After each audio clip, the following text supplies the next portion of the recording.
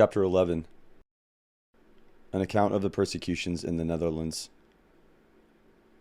The light of the gospel having successfully spread over the Netherlands, the Pope instigated the Emperor to commence a persecution against the Protestants, when many thousand fell martyrs to the superstitious malice and barbarous bigotry, among whom the most remarkable were the following. Wendella Nuta, a pious Protestant widow, was apprehended on account of her religion, when several monks unsuccessfully endeavored to persuade her to recant. As they could not prevail, a Roman Catholic lady of her acquaintance desired to be admitted to the dungeon in which she was confined, and promised to exert herself strenuously towards inducing the prisoner to abjure the reformed religion. When she was admitted to the dungeon, she did her utmost to perform the task she had undertaken, but finding her endeavors ineffectual, she said, "Dear Wendeluta, if you will not embrace our faith, at least keep the things which you profess secret within your own bosom, and strive to prolong your life." To which the widow replied, "Madam, you know not what you say, for with the heart we believe to righteousness, but with the tongue confession is made unto salvation." As she positively refused to recant, her goods were confiscated, and she was condemned to be burnt. At the place of execution, a monk held a cross to her, and bade her kiss and worship God.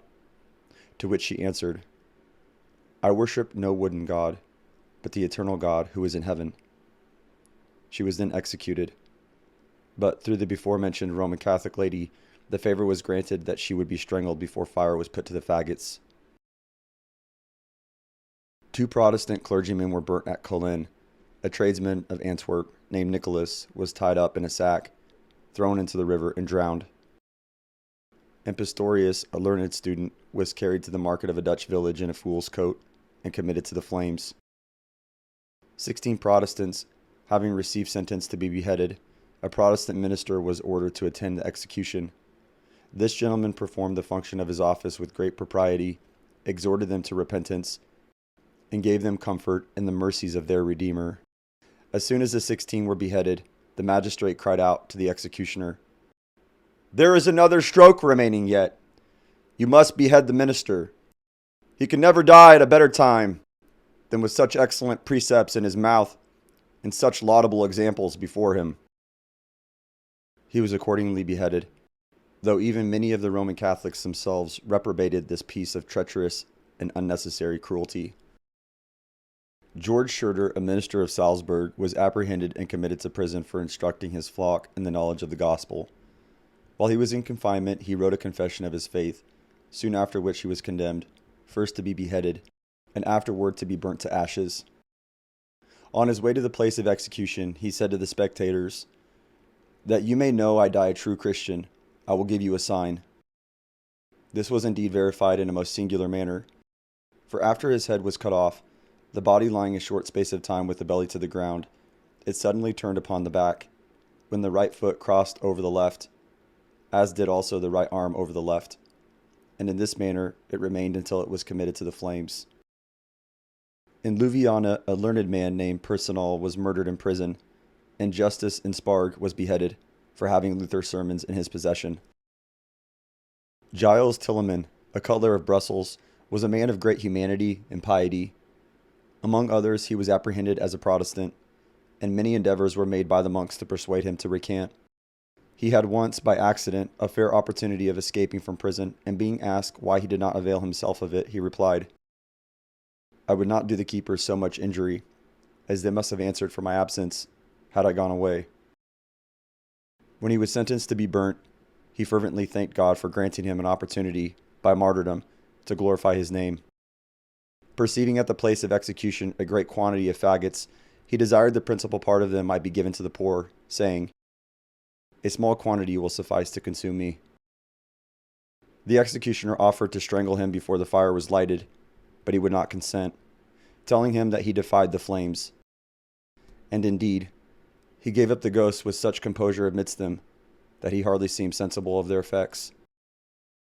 In the year 1543 and 1544, the persecution was carried on throughout all Flanders in a most violent and cruel manner. Some were condemned to perpetual imprisonment, others to perpetual banishment, and most were put to death either by hanging, drowning, immuring, burning, the rack, or burying alive. John de Boscan, a zealous Protestant, was apprehended on account of his faith in the city of Antwerp. On his trial, he steadfastly professed himself to be of the Reformed religion, which occasioned his immediate condemnation. The magistrate, however, was afraid to put him to death publicly, as he was popular through his great generosity and almost universally beloved for his inoffensive life and exemplary piety. A private execution being determined on, an order was given to drown him in prison. The executioner accordingly put him in a large tub, but Boscan struggling and getting his head above the water, the executioner stabbed him with a dagger in several places until he expired. John de Bosans, another Protestant, was about the same time secretly apprehended and privately executed at Antwerp. The number of Protestants being great in that city, and the prisoner much respected, the magistrates feared an insurrection, and for that reason ordered him to be beheaded in prison. A.D. 1568.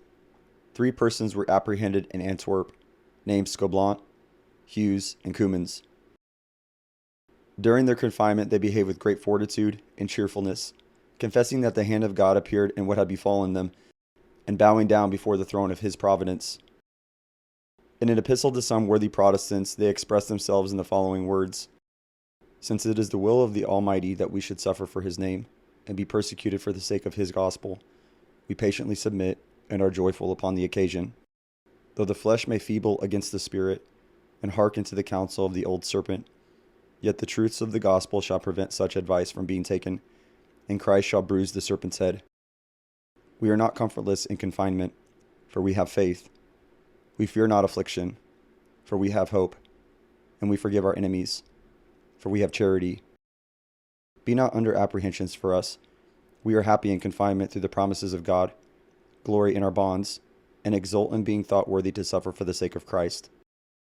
We desire not to be released, but to be blessed with fortitude. We ask not liberty, but the power of perseverance, and wish no change in our condition, but that which places a crown of martyrdom upon our heads." Scoblant was first brought to his trial, when, persisting in the profession of his faith, he received sentence of death. On his return to prison, he earnestly requested the jailer not to permit any friar to come near him, saying, "They can do me no good, but may greatly disturb me. I hope my salvation is already sealed in heaven, and that the blood of Christ, in which I firmly put my trust, hath washed me from my iniquities. I am now going to throw off this mantle of clay, to be clad in robes of eternal glory, by whose celestial brightness I shall be freed from all errors. I hope I may be the last martyr to papal tyranny, and the blood already spilt found sufficient to quench the thirst of popish cruelty, that the Church of Christ may have rest here, as his servants will hereafter." On the day of execution, he took a pathetic leave of his fellow prisoners. At the stake he fervently said the Lord's Prayer, and sang the 40th Psalm. Then, commending his soul to God, he was burnt alive. Hughes soon after died in prison, upon which occasion Cummins wrote thus to his friends: "I am now deprived of my friends and companions. Scoblant is martyred, and Hughes dead, by the visitation of the Lord. Yet I am not alone. I have with me the God of Abraham, of Isaac, and of Jacob. He is my comfort, and shall be my reward, as I expect every hour to be freed from this tenement of clay." On his trial he freely confessed himself of the Reformed religion, answered with a manly fortitude to every charge against him, and proved the scriptural part of his answers from the gospel. The judge told him the only alternatives were recantation or death, and concluded by saying, "Will you die for the faith you profess?" To which Cummins replied, "I am not only willing to die, but to suffer the most excruciating torments for it, after which my soul shall receive its confirmation from God himself, in the midst of eternal glory." Being condemned, he went cheerfully to the place of execution, and died with the most manly fortitude and Christian resignation. William of Nassau fell a sacrifice to treachery, being assassinated in the 51st year of his age by Balthazar Gerard, a native of Franche-Comté, in the province of Burgundy. This murder, in hopes of a reward here and hereafter for killing an enemy to the King of Spain and an enemy to the Catholic religion, undertook to destroy the Prince of Orange. Having procured firearms, He watched him as he passed through the great hall of his palace to dinner and demanded a passport. The Princess of Orange, observing that the assassin spoke with a hollow and confused voice, asked who he was, saying that she did not like his countenance. The prince answered that it was one that demanded a passport, which he should presently have. Nothing further passed before dinner, but on the return of the prince and the princess through the same hall, after dinner was over, the assassin, standing concealed as much as possible by one of the pillars, fired at the prince, the balls entering at the left side and passing through the right, wounding in their passage the stomach and vital parts. On receiving the wounds, the prince only said, "Lord, have mercy upon my soul and upon these poor people," and then expired immediately. The lamentations throughout the United Provinces were general, on account of the death of the Prince of Orange, and the assassin, who was immediately taken, received sentence to be put to death in the most exemplary manner, yet such was his enthusiasm or folly, that when his flesh was torn by red-hot pincers, he coolly said, "If I was at liberty, I would commit such an action all over again." The Prince of Orange's funeral was the grandest ever seen in the Low Countries, and perhaps the sorrow for his death the most sincere, as he left behind him the character he honestly deserved, that of father of his people. To conclude, multitudes were murdered in different parts of Flanders, in the city of Valence.